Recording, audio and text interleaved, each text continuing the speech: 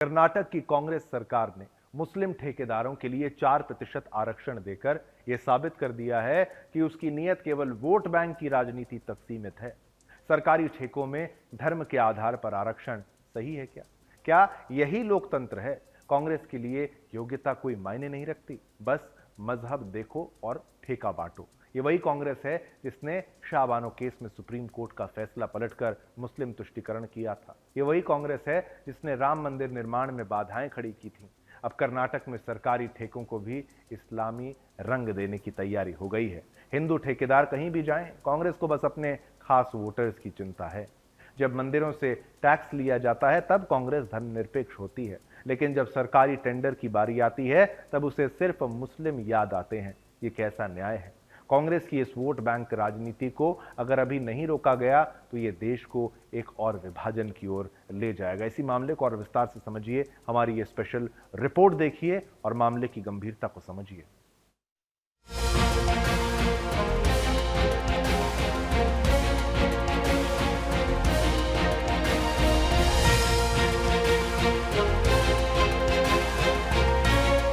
कर्नाटक की कांग्रेस सरकार ने एक बार फिर अपने मुस्लिम प्रेम को साबित करने के लिए हिंदुओं के अधिकारों पर डाका डालने का फैसला किया है। सरकारी ठेकों में मुस्लिम ठेकेदारों को 4% आरक्षण देने का जो प्रस्ताव रखा गया है वो न केवल असंवैधानिक है बल्कि तुष्टीकरण की पराकाष्ठा भी है।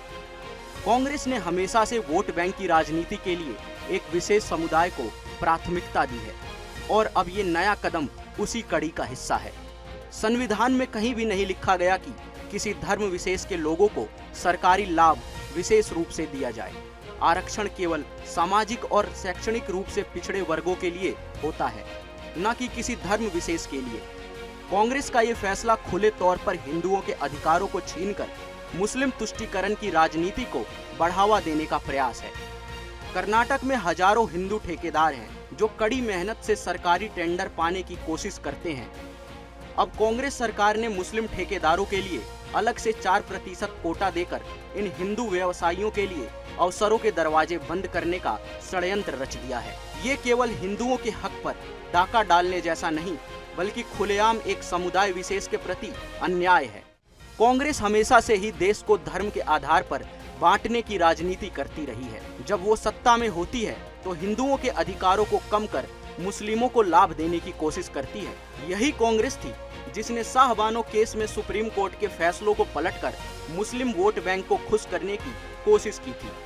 यही कांग्रेस थी जिसने कश्मीर में हिंदुओं के नरसंहार पर चुप्पी साध ली थी। जब देश में विकास की जरूरत है, रोजगार बढ़ाने की आवश्यकता है, तब कांग्रेस सरकार रोजगार के अवसरों को धर्म के नाम पर बांटने का गंदा खेल खेल रही है। ये फैसला केवल हिंदू ठेकेदारों के लिए अन्याय नहीं बल्कि समूचे कर्नाटक के विकास के लिए एक बड़ी बाधा है। ठेके देने का आधार योग्यता और निष्पक्ष प्रतिस्पर्धा होनी चाहिए, न कि धर्म।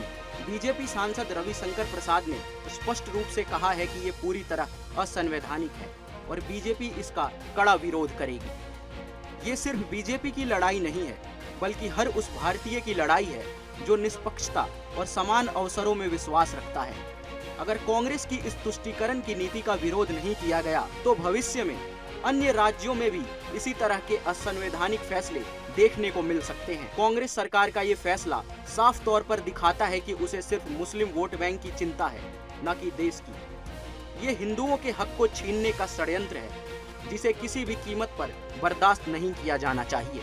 Bureau report, Sudarshan news.